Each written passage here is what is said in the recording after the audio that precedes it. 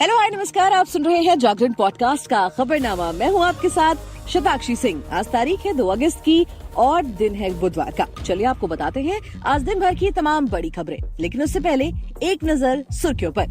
हरियाणा हिंसा में 6 मौतें, बजरंग दल व्हिप का प्रदर्शन। सीएम बोले पुलिस सबकी सुरक्षा नहीं कर सकती। सुप्रीम कोर्ट बोला हेट स्पीच ना हो।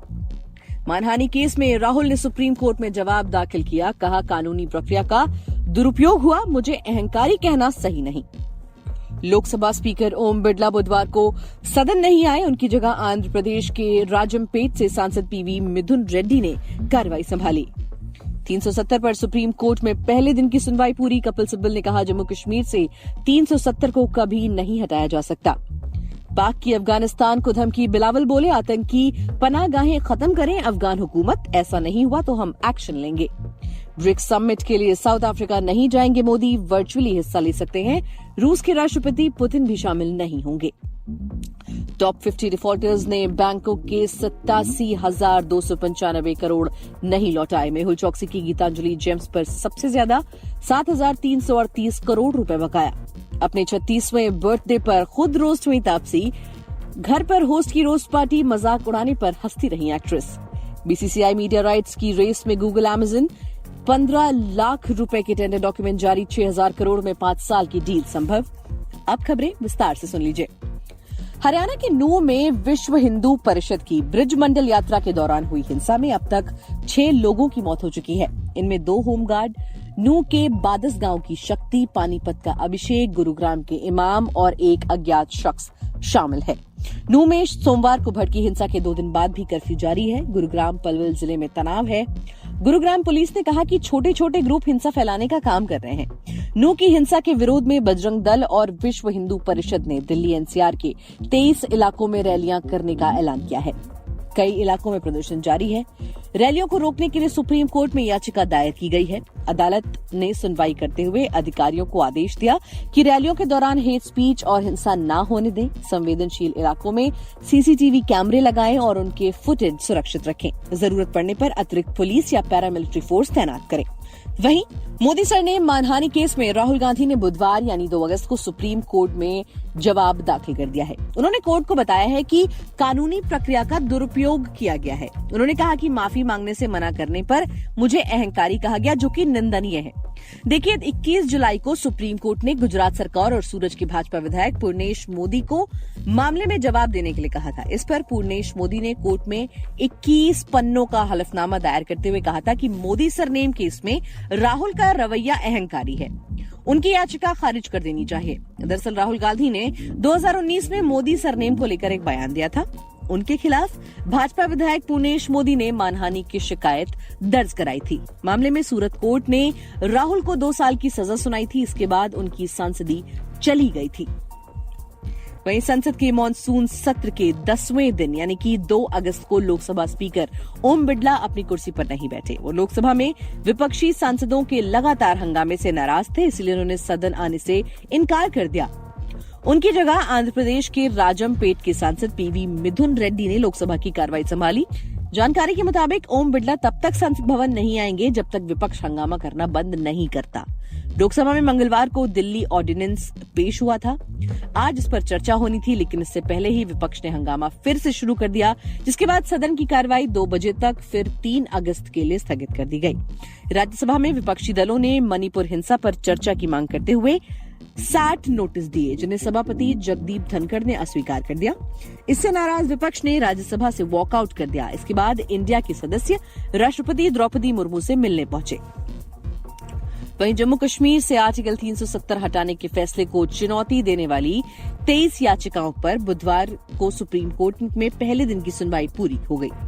चीफ जस्टिस डीवाई चंद्रचूड़ की अगुवाई वाली 5 जजों की बेंच में सुनवाई हुई। इसमें justice S K Kaul, justice Sanjiv Khanna, justice B R Gavai और जस्टिस सूर्यकांत शामिल रहे। सुनवाई के दौरान सीजेआई ने कपिल सिब्बल से पूछा कि आर्टिकल 370 खुद ही अपने आप में अस्थायी और ट्रांजिशनल है। क्या संविधान सभा के अभाव में संसद 370 को निरस्त नहीं कर सकती? इस पर जवाब देते हुए सिब्बल ने कहा कि संविधान के मुताबिक जम्मू कश्मीर से 370 को कभी हटाया नहीं जा सकता। उन्होंने कोर्ट में दलील दी कि आर्टिकल 370 के मुताबिक संसद केवल राज्य सरकार के परामर्श से जम्मू कश्मीर के लिए कानून बना सकती है। 370 को निरस्त करने की शक्ति हमेशा जम्मू कश्मीर विधायिका के पास है। वहीं विदेश की खबरों की बात करें तो पाकिस्तान में पिछले दिनों फिदायीन हमलों में 56 लोगों के मारे जाने के बाद अफगान बॉर्डर पर तनाव बढ़ गया है। पाकिस्तानी फौज ने यहां 4 नई यूनिट तैनात कर दी है। इसके बाद फॉरेन मिनिस्टर बिलावल भुट्टो जरदारी ने अफगानिस्तान को धमकी दे डाली है। बिलावल ने बुधवार को कहा कि अफगानिस्तान बॉर्डर से आतंकी हमारे मुल्क में घुसते हैं, इसके बाद वो यहाँ हमले करते हैं। अगर अफगानिस्तान की तालिबान हुकूमत ने इसे नहीं रोका तो हमारी सरकार और फौज एक्शन लेने के लिए मजबूर हो जाएगी। इस्लामाबाद में मीडिया से बातचीत करने के दौरान बिलावल ने पिछले दिनों खैबर पख्तूनख्वा राज्य में हुए फिदायीन हमलों का जिक्र किया। कहा कि अफगानिस्तान हुकूमत उन टेररिस्ट को रोकने में नाकाम रही है जो वहां से पाकिस्तान में घुसते हैं, हमले करते हैं और फिर वापस अफगानिस्तान भाग जाते हैं। हमने ये मुद्दा कई बार अफगानिस्तान की तालिबान हुकूमत के सामने उठाया है। वहीं प्रधानमंत्री नरेंद्र मोदी के ब्रिक्स समिट में हिस्सा लेने पर सस्पेंस है। ये समिट 22 से 24 के बीच साउथ अफ्रीका के शहर जोहान्सबर्ग में होने वाला है। रूस के राष्ट्रपति व्लादिमीर पुतिन पहले ही समिट में हिस्सा लेने से इनकार कर चुके हैं। वहीं रॉयटर्स के मुताबिक मोदी इस मीटिंग में वर्चुअली शिरकत कर सकते हैं। भारत के अलावा ब्राजील, रूस, चीन और साउथ अफ्रीका ब्रिक्स के मेंबर कंट्री हैं। सदस्य देशों का नाम पहले अक्षर लेकर ही ब्रिक्स शब्द बना हुआ है। वहीं वित्त मंत्रालय ने मंगलवार को राज्यसभा में बताया कि टॉप 50 विलफुल डिफॉल्टर्स पर 31 मार्च 2023 तक बैंकों और वित्तीय संस्थानों का 87,295 करोड़ रुपए बकाया है। इन विलफुल डिफॉल्टर्स में भगोड़े मेहुल चौकसी की गीतांजलि जेम्स लिमिटेड, ऋषि अग्रवाल की ABG shipyard limited, REI agro limited और एरा इंफ्रा इंजीनियरिंग लिमिटेड शामिल है। वित्त राज्य मंत्री डॉक्टर भागवत कराड़ ने राज्यसभा में एक लिखित उत्तर में बताया कि विलफुल डिफॉल्टर यानी कि जानबूझकर कर्ज न चुकाने वालों में से टॉप 50 पर शेड्यूल्ड कमर्शियल बैंकों का 40,825 करोड़ रुपए बकाया है। वहीं भगोड़े मेहुल चौकसी की गीतांजलि जेम्स सबसे बड़ी विलफुल डिफॉल्टर है, उस पर बैंकों का 8,738 करोड़ रुपए बकाया है। मनोरंजन जगत की बात करें तो तापसी पन्नू ने 1 अगस्त को अपना 36वां बर्थडे सेलिब्रेट किया है। इस खास मौके पर वो रोस्ट की गई, जिसका एक वीडियो एक्ट्रेस ने अपने सोशल मीडिया पर शेयर किया है।